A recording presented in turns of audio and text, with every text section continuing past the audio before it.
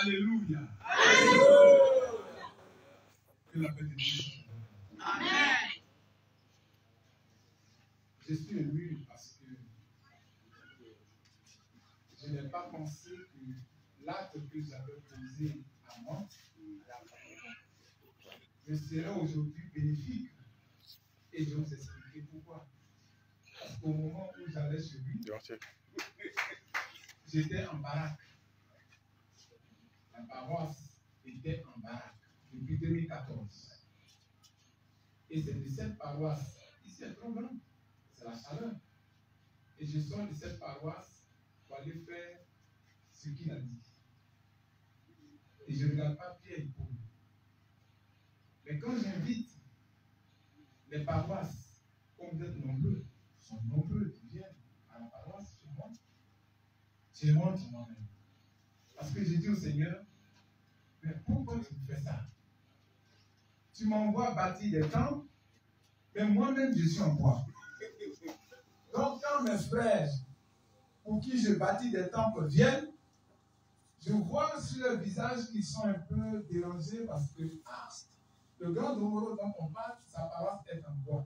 Mais le Seigneur me donnait un message d'humilité. Parce que l'humilité précède la gloire. Et cet acte que j'ai posé, moi-même j'ai oublié. D'abord, je ne l'ai même pas reconnu. C'est tout à l'heure à l'hôtel que quand j'ai entendu qu'on a dit Gachagadou, je dis tiens, c'est blanc là. Il dit mais c'est lui, c'est vraiment lui. Que Dieu te bénisse.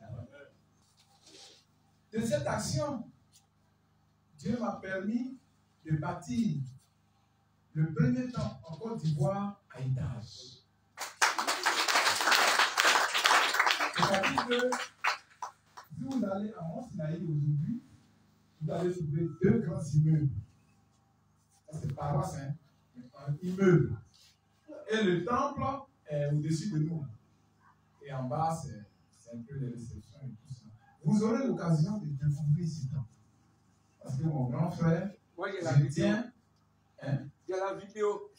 Je tiens dès maintenant à l'inviter pour venir à la paroisse. Je dis, quand il veut, petit frère, je viens tel dimanche, parce que je ne connais pas trop son programme, je viens tel dimanche, je lui envoie les textes et il va venir me voir.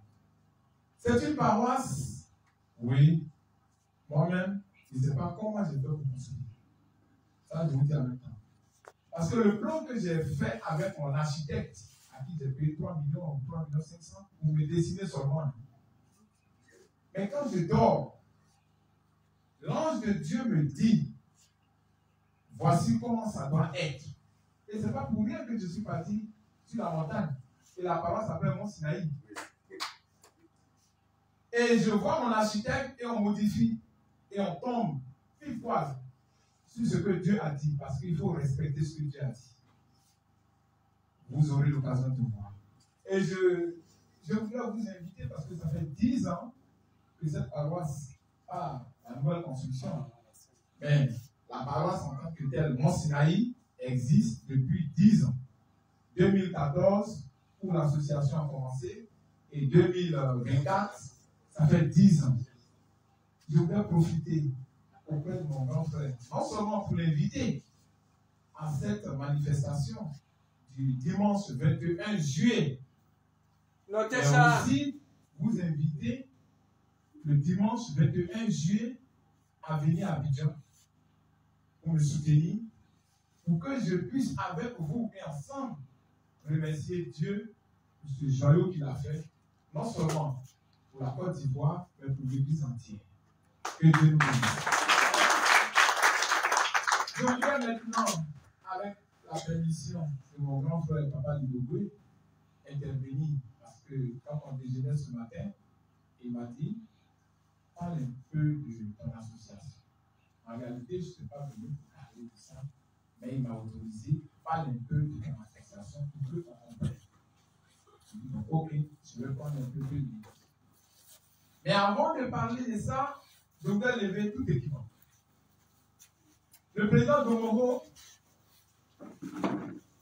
c'est le fils de tous les pasteurs de Côte d'Ivoire, sans exception. Voilà. C'est-à-dire que le président de Moro, il a la porte ouverte sur tous les pasteurs. Et à la paroisse internationale, moi, c'est la révélation. Eux tous, ils sont venus. Même à la dernière fête de moisson, on avait au moins 7 à 10 pasteurs. C'est papa qui nous dit. Eux tous. Pourquoi? Parce que De Moro n'a pas créé un diocèse. Son association, c'est pour juste aider et c'est pour lutter contre la pauvreté en milieu religieux. C'est-à-dire que pour le bien-être du chrétien. Voilà, je ne me souviens même pas. Souvent même les gens m'approchent. Ah, merci papa, telle année tu avais fait ça. Je ne sais plus. Qu'est-ce que j'avais fait? Mais les pasteurs continuent de venir à la paroisse. Et c'est en cela que j'ai reçu le révérend pasteur Péro du Togo. En réalité, il m'a vu sur les réseaux. Il me suit. Et il veut se servir un peu de cette association pour en faire aussi chez lui. Vous savez que le Togo, ils ont un peu barricadé les choses. C'est pas comme chez nous où on est un peu divisé. Et donc, il est passé par son fils, le monsieur Olivier, qui était à Protomo à une démonstration, qui m'a approché pour dire: ah, mon père souhaiterait venir en Côte d'Ivoire. Or, il venait à peine de partir. Je dis: mais il n'y a pas de problème. Moi, je suis disposé. Mais il faut qu'il m'avise quand il vient. Donc, c'est le pasteur Bélo lui-même qui exprime le désir de venir en Côte d'Ivoire. Ce n'est pas le président de Moro qui lui paye le billet d'avion, qui lui dit de venir. Non, non, non. Mais il vient en Côte d'Ivoire pas seulement pour me voir, mais parce qu'il avait quelque chose à faire avec des personnalités ou avec des personnes des rendez-vous. Et moi, il a juste profité pour venir me voir. Et c'est en semaine que je reçois un coup de fil pour dire: ah, le pasteur est déjà là. Je dis: comment ça? Et c'est son fils qui m'en parle. Il dit: bon, on sera chez toi dimanche. Je ne peux pas refuser. C'est comme ça que je l'ai reçu. Donc, le pasteur Bélo, il a été agréablement surpris. Il a vu le temple, il a vu la paroisse. En tout cas, il m'a félicité. Et on s'est séparés. Après, il a suivi. Il est parti rendre visite à papa et tout ça. Et bon, donc, ça c'est un. Deuxièmement, je voudrais vous dire, le révérend pasteur Emmanuel Osoufa, c'est mon père. Moi, je voudrais vous dire aujourd'hui, ne laissez jamais tomber le pasteur Emmanuel Osoufa. Amen. Il faut. Au moment où j'étais en pleine construction de la nouvelle paroisse, le supérieur Biti m'a approché. Effectivement, le pasteur voulait venir en Côte d'Ivoire. Le pasteur Emmanuel Osoufa voulait venir en Côte d'Ivoire parce qu'il disait que, comme il a aujourd'hui celui qui représente son père et le pasteur mondial, il faut qu'en Côte d'Ivoire, il arrive à réunir, donc à rassembler les enfants de papa Osoufa. Est-ce que vous comprenez? Et moi, j'avais déjà exprimé même un désir pour dire: ah, le jour qu'il vient, qu'il visite au moins le chantier. Et donc, quand le supérieur Biti m'a contacté, alors j'ai dit: ok, s'il y a une organisation, je suis volontaire à me mettre dans l'organisation et à faire de sorte que le pasteur puisse venir. Et la cotisation a été lancée. Le président de Moro a donné 1 million. J'ai donné 1 million pour participer. Et après, le pasteur est venu. Et compte tenu de mes occupations, après, j'ai eu des missions et je n'ai pas pu rencontrer le pasteur. C'est la même chose quand il devait venir un temps chez papa Lidogwe. J'avais contacté papa Lidogwe pour rentrer en contact parce que le pasteur a appris. Il a entendu parler de moi. Et Biti, le supérieur Biti, lui en parle toujours. Vous dites en Côte d'Ivoire, vraiment, il y a une personnalité de l'Église qui œuvre dans le cadre social et de développement. Alléluia. Alléluia. Donc, le révérend pasteur Emmanuel Osoufa est mon père, mon pasteur. Moi, je suis arrivé à la limite là. Je suis arrivé à la limite. Mais j'ai été à Imeco plusieurs fois. j'ai prié sur la tombe de papa au chauffard. Avant d'aller à Ileko, chez papa Mafourika.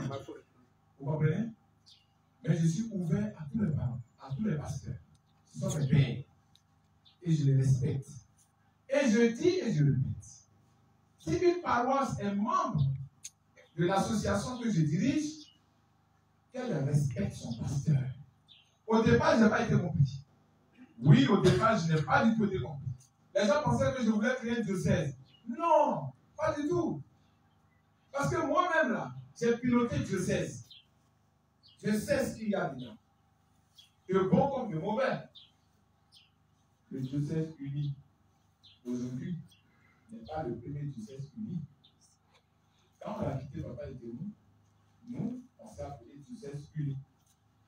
En ce moment-là, c'est Papa Abouzou qui était notre président du conseil spirituel. Le président Aka, que je salue, affectueusement, était notre président du comité de gestion. Vous comprenez? Là, nous, on a créé le premier diocèse uni. Ok, on a fonctionné avec Papa Molo, avec Papa Aboussès. Il faut que vous compreniez bien le boulot, hein. Il faut que vous écoutez très bien. Et dans ce diocèse uni-là, on fonctionnait très bien. C'est là que nous, on a décidé d'aller prendre Papa Mafrika. Parce qu'on quittait maintenant Papa Etienne. On était à Papa Mafrika. Ok. Et de l'autre côté là-bas, il y a eu l'arrêté 205. Qui était conduit par les frères Gomé et les autres. C'est l'arrêté 205 et le diocèse uni, premier, alors, dans lequel nous étions, parce que moi, au comité de gestion, j'étais vice-président chargé des infrastructures de l'église. C'est pas maintenant que j'ai commencé. Et ce sont ces deux entités-là qui se sont mises ensemble pour créer ce qu'on appelle l'archidiocèse. Et la Sainte Église venue des cieux. Et dans cette archidiocèse-là, il y avait 4 diocèses.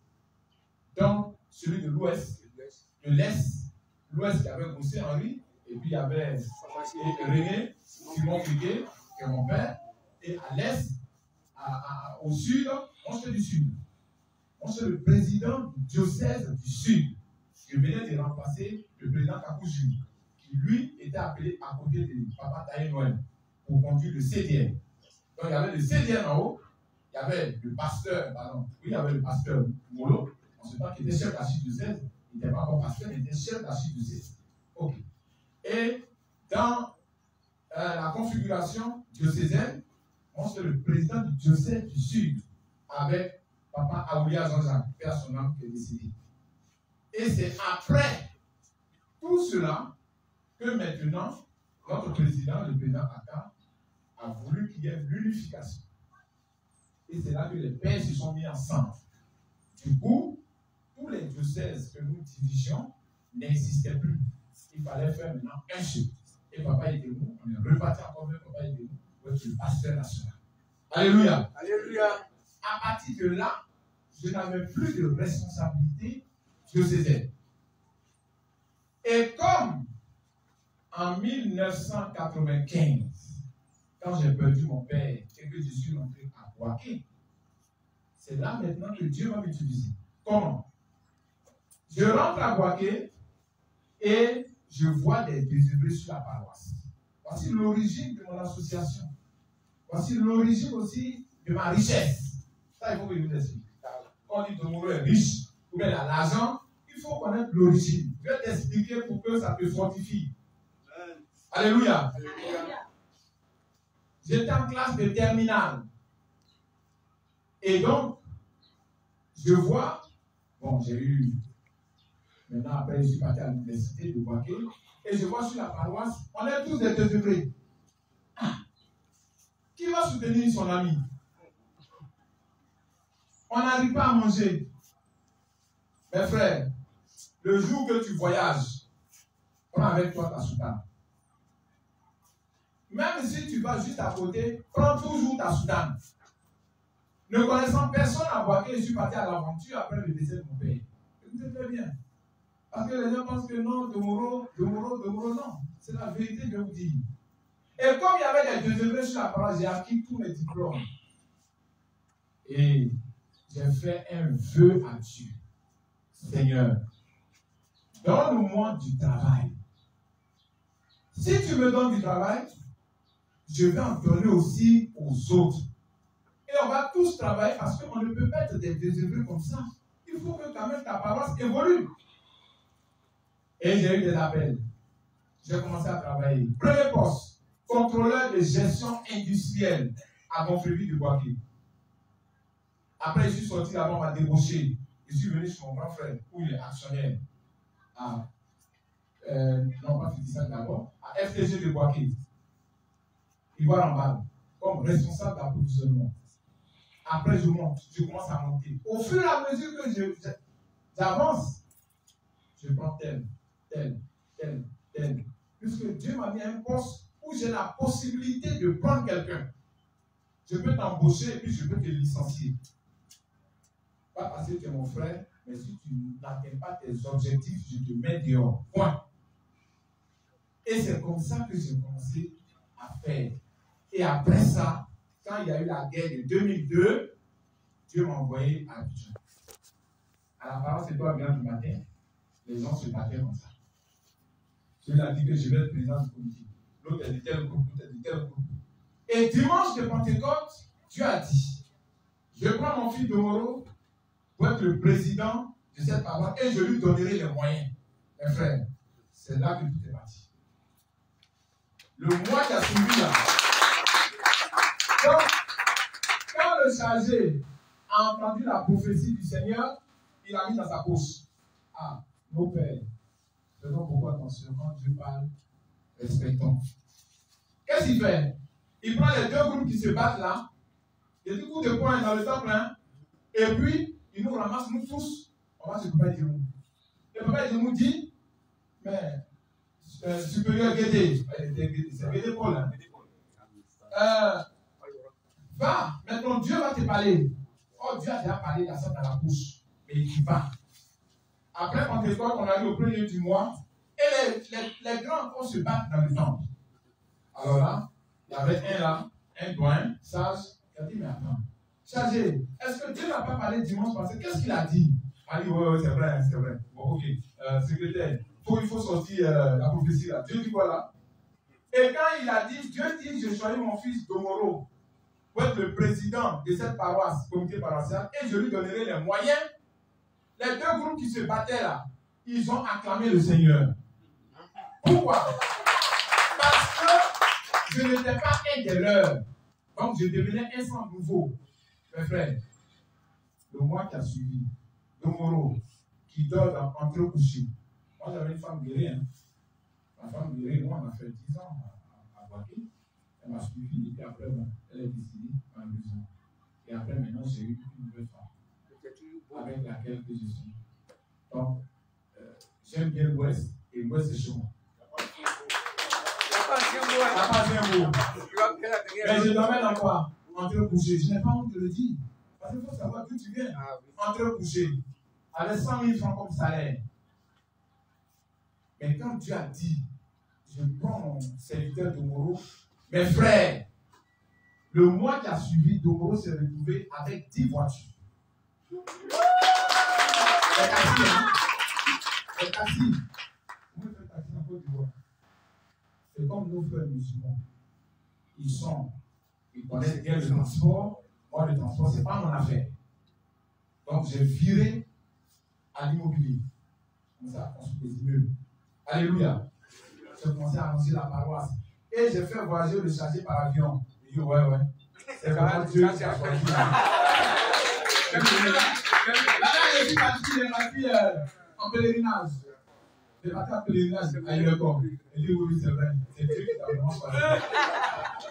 Alléluia.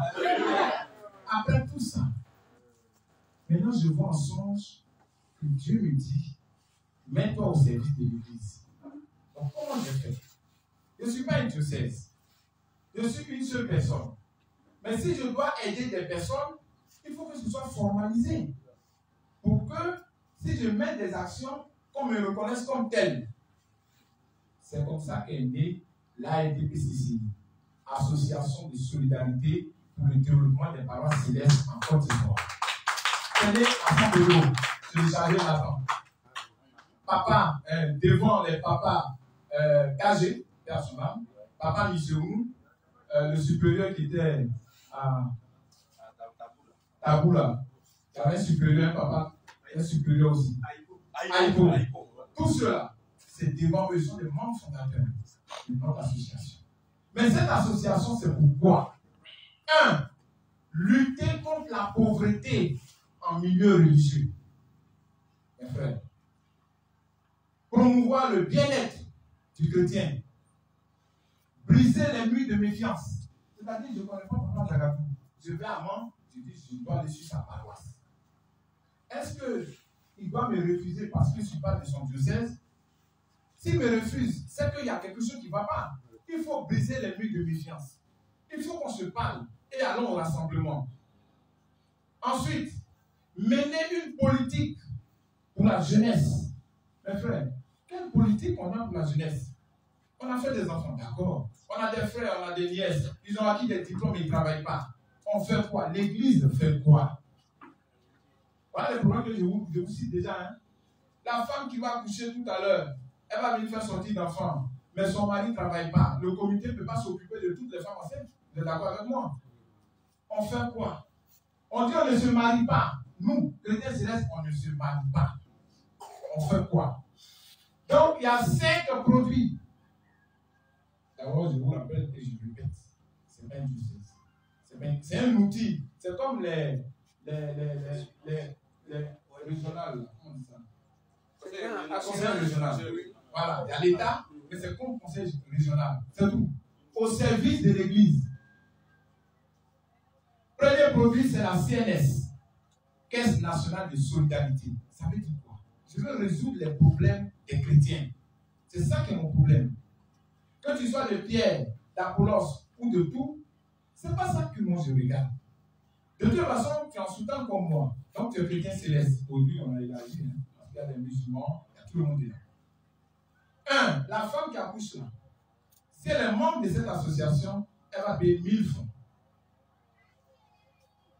Moi, je dis, je ne donne pas l'argent, je ne partage pas l'argent. Je vais t'inculquer une nouvelle culture. Tu vas comprendre qu'il faut participer pour avoir. Tu n'as pas participé, tu n'auras rien. C'est ce que dit l'invention, non? Okay. Donc, quand elle va accoucher, on respecte le 8e jour, on va lui donner 30 000 cadeaux, alors qu'elle a coûté 1000 francs, 1000 francs, 1000 francs. En 12 mois, ça fait combien? 12 000. Mais on lui donne 30 000. Ça veut dire que c'est l'élan de solidarité des autres. Je suis dans le premier produit. Hein. Ensuite, si elle et son mari sont membres, c'est 45 000 parce que l'enfant, c'est pour les deux. On va dans 30 000 francs, on va dans 45 000. Ensuite, quelqu'un veut se marier dans notre église et il est membre de cette association, on va lui apporter un soutien, soit de 70 000 ou de 100 000. Tu as perdu ton parent, n'est-ce pas? Tu as perdu ton parent, toi qui es membre. On va te donner 50 000 ou 100 000. On va d'abord de façon graduelle. Parce qu'on se dit que si tu ajoutes tes 1000 francs, tu es dans la pousse. Ça, c'est la caisse nationale de solidarité. Alléluia. Deuxième produit, la santé. Mais attendez, il y a un chef de paroisse ici. Il a des sacristains. Quand nous tous, on va partir tout à l'heure, lui va revenir encore soit le soir pour tenter la brochette. Toute la semaine, il brûle pour nous. Mais, à un moment donné, la chair tombe malade. L'esprit est là, mais la chair tombe malade. Comment il se soigne? Moi, par exemple, je suis un cadre supérieur. Je suis directeur industriel.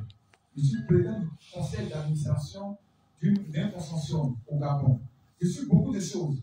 Moi, j'ai ma carte, ma femme, mes enfants, moi-même. Je rentre à Pisam, je ne paye rien. Et moi, je sors. Je vais à la pharmacie, je présente ma carte, je ne paye rien. Je sors. Pourquoi? Parce qu'il y a quelqu'un qui me prend en charge.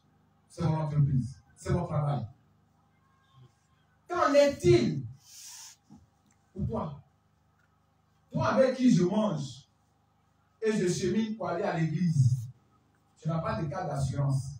Si tu tombes malade, c'est moi ton ami, je vais venir. Si je n'ai pas l'argent, tu es foutu. Alléluia. Alléluia. Le Moreau dit, Il faut que chaque chrétien ait une carte d'assurance maladie. 7 000 francs par mois. Tu payes 7 000 francs par mois et tu vas dans les cliniques agréées et on te soigne. Tu payes seulement que 30%. Et l'assurance paye 70%. Si tu as ta carte d'assurance, pendant que le plan du comité paroissial est loin, ou Papa Lidogou est loin, le chargé peut aller à la clinique à côté là et se soigner.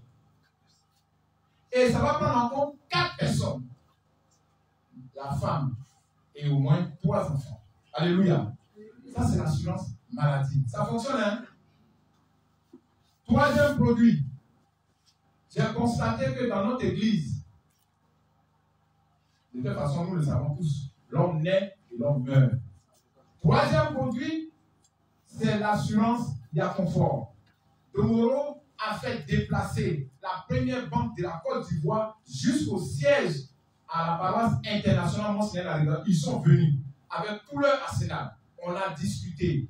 J'ai dit, ok, dans mon église, là, voici les problèmes que j'ai.